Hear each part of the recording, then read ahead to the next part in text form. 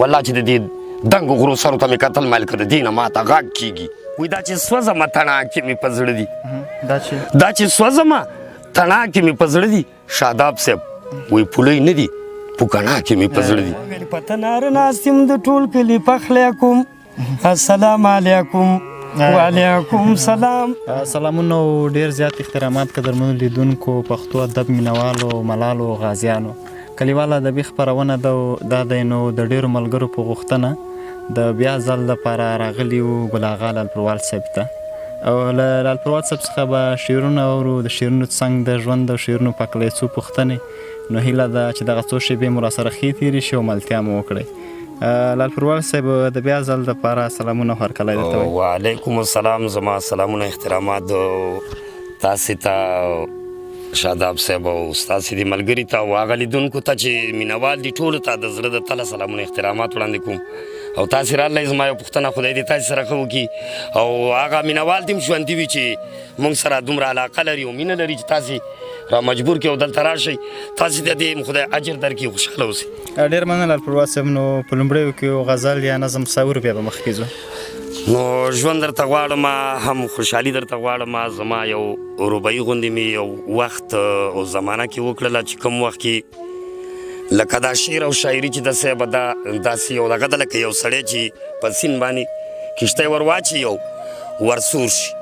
او په دې کښتۍ کې دی حرکت کوي نو په کوم وخت کې چې زه دې کښتۍ ته وختم د شاعرۍ نو ما داسې یو دغه ویله چې خدایه خیر له آب و تاب ووتمه خدایه خیر له آب و تاب ووتمه د لوستلو د کتاب ووتمه خدایه خیر له آب و تاب ووتمه د لوستلو د کتاب ووتمه او سوچ او فکر مې مرض که په بد حال شومه سوچ او فکر مې مرض که په بد حال شوم د خواږه ژونده جناب ووتمه ډېر ښه دی لالپروال صاحب. سوچ او فکر مې مرض که په بد حال یم او د خواږه ژونده جناب ووتمه او زندگی می افسانه او ترانې شوي زندگی می افسانې او ترانې شوي نغمه توري له ربابه ووتمه او ګل اغا په زړه زخمي پروت په لالپوره ګل اغا په زړه زخمي پروت په لالپوره او یاره ستا د سوال جواب ووتمه ما د افغان له دې وطن د غمه ور واخیستو او تا په خارج کې د افغان په وینو کور واخیست ما له افغان د دې وطن له غمه ور واخیستو او تا په خارج کې د افغان په وینو کور واخیستو او خیر دی که موږ حادثو کې تیرو دلته ژوند خیر دی که موږ حادثو کې تیرو دلته ژوند مشرب شه مبارک دی چې تا کروزین له رنګه تور واخیست او ته د دنیا په عیش عشرت او تماشو کې اوسه ته د دنیا په عیش عشرت او تماشو کې اوسه پرې د جهان که تمامي زمونږ شور واخیسته ډېر ښه دی لالپروال صاحب. او وایي سي کوټه کې په پرتو ګوره سرخي د اخبار دا خپه مرته په بله واچوه وایي سي کوټه کې په پرتو ګوره سرخي د اخبار ځان خبروه چې بیا جنګونو څومره زور واخیست او ډالر یې اخله تماشې له انټرنیټه کوه ډالر یې اخله مشره او تماشې له انټرنیټه کوه نو بېننګه تا اوس د ژوندون د مزو سور واخیستو او وی خوره وړې غوښې وروش چرګان سره د ګرمو ډوډو خوره وړې غوښې روش چرګان سره د ګرمو ډوډو مه وایه څه که چا دې سر لاس کې د ورور واخیسته او بس خپل اولاد ته ماڼۍ لوړې جوړوه لندن کې بس خپل اولاد ته ماڼۍ لوړې جوړوه لندن کې او تا ته یې څه که هر دشمن له مانه پور واخیسته او زه دې په دې غټه خرڅه شوې چوکۍ څه وکړم والي دې په وزیر خرڅ دی ولسوال دې په والي خرڅ دی په دغسې شکل کې نو زه دې په غټه خرڅه شوې چوکۍ څه وکړمه غم د دې دردمن ولس رښتینی کم غم خور واخیستو غم د دردمن ولس رښتینی کم غم خور واخیست نو دا وطن دی وایي په زړګي که دردېدلی نه وی زه نو په کټ کټ به ژړېدلی نه وې زه په دې وطن کې چې څوک دردېدلی نه وي ولاکه وژاړي خو زه کله کله وایم وایي دا چې سوځمه تڼاکې مې په زړه دي دا چې سوځمه تڼاکې مې په زړه دي شاداب صاحب وایي پولۍ نه دي پوکڼاکې مې په زړه دي نو زمونږ دې وطن کې د افغانانو په زړونو باندې د دې ظلمونو د لاسه چې دا کم پې شوي او تېر شوي دي پې والله چې پولۍ نه دي پوکڼاکې په زړونو ولاړې دي ډېره مننه لال پروات صاحب کودار ته ووایي چې ژوند مو څنګه تېرېږي ولا بس ژوند ښه تېرېږي ووایه چې بد نه دی او لکه بله ورځ ناست وم که نه ما ویل یو چا را باندې سلام واچوو نو هغه ویل السلام علیکم نو زه ټول عمر په تناره ناست یم که نه نو ما ویل په تناره ناست یم د ټول کلي پخلی کوم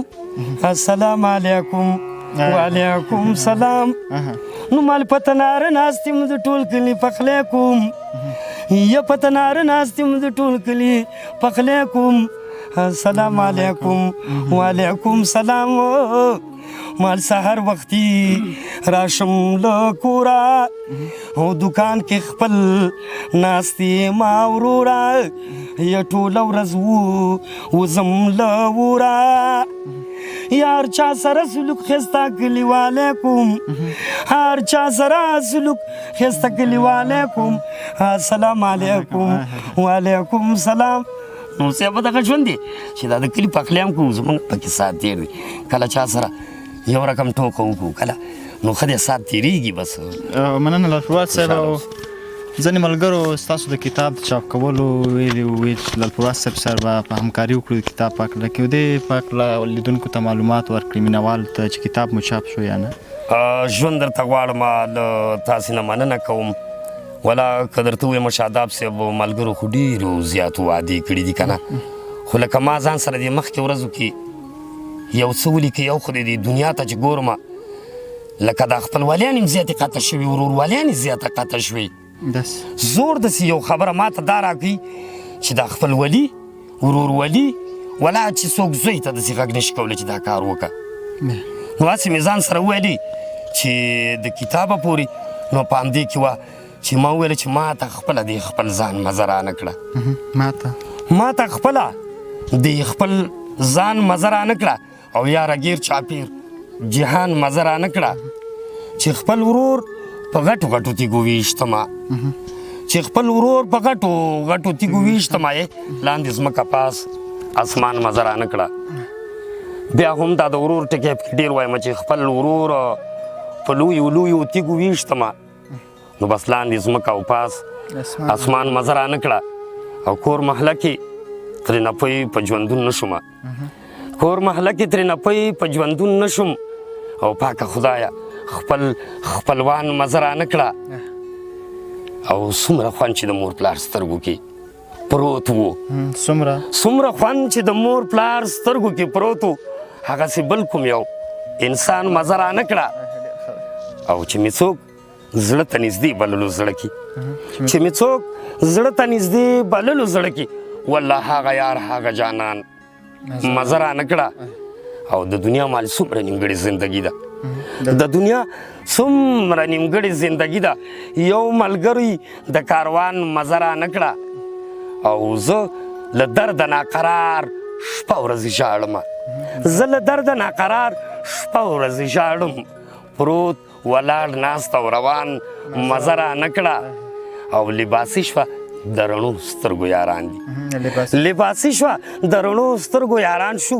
او بس تش د خولې جار او قربان مزه رانه کړه او چې شیبې شیبې باران ورسره نه وي چې شیبې شیبې باران ورسره نه وي ګرد سیلی غبار توپان مزه رانه کړه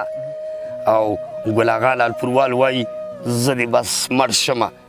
ګل اغا لال پروال وایي زه دې بس مړ شمه ما له خاورې د افغان مزه رانه کړه ما ته خاورې نو محترمه ډېرو ملګرو داسې یو دغه کړی دی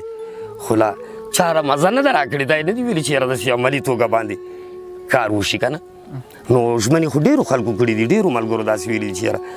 ډېره مننه لالپور صاحب. نو خدای دې وکړي چې هغه ملګري چې تاسو سره د کتاب د چاپ کولو وعده کړې چې سره مرسته وکړي او ستاسو کتاب چاپ شي. ډېره مننه لالپوروال صاحب. نو په اخره کې ستاسو هغه شعر څه اورو چې په زړګي که دردېدلی نه وای زه په کټ به ژړېدلی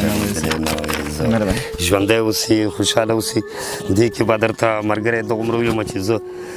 بس دا خبره وې دلې ونه غوندې ژوند دی چې تېرېږي. دا کتابچې دا مې ډېر دي خو بیا هم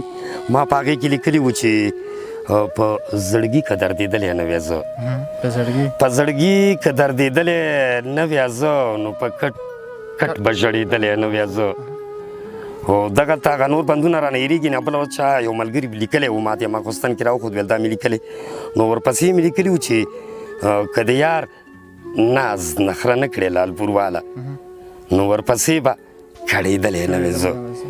نو بیا هم مننه کوم وایي ځان ته یاد زما یادګار که بیا راځه او لاس مې پورته په مزار که بیا راځه او خړې شناختې مې په دواړه لاسه ښکل که خړې شناختې مې په دواړه لاسه ښکل که او نویشته پیسو اشعار که بیا راځه او په بازار د دې نیمګړي دنیاګۍ کې په بازار د دې نیمګړي دنیاګۍ کې خوښ د ګلو راته هار کا بیا راځه او خړې خاورې مې په قبر کا راټولي خړې خاورې مې په قبر کا راټولي او جوړې ښکلې مزېدار کا بیا راځه او که د زړه را باندې وسولو نګاره نو یو صورت راته تکرار کا بیا راځه او فاتحه را باندې لوله تر اخلاصه فاتحه را باندې لوله تر اخلاصه او توره شپه په ما سهار کا بیا راځه او حیدري نارې په زوره زوره وکړه حیدري نارې په زوره زوره وکړه لږ په غم مې ځان بیمار کا بیا راځه او خپل خپلوان مې همګي واړه راټول کا خپل خپلوان مې همګي واړه راټول کا او یاران واړه خبردار کا بیا راځه او ګل آغا نانوایي وایي د لالپوري او په بخشش مې ګویا پلار که بیا راځه هغه وخت رانه پلار لږ مرور غوندې و نو مالې په بخشش مې ګویا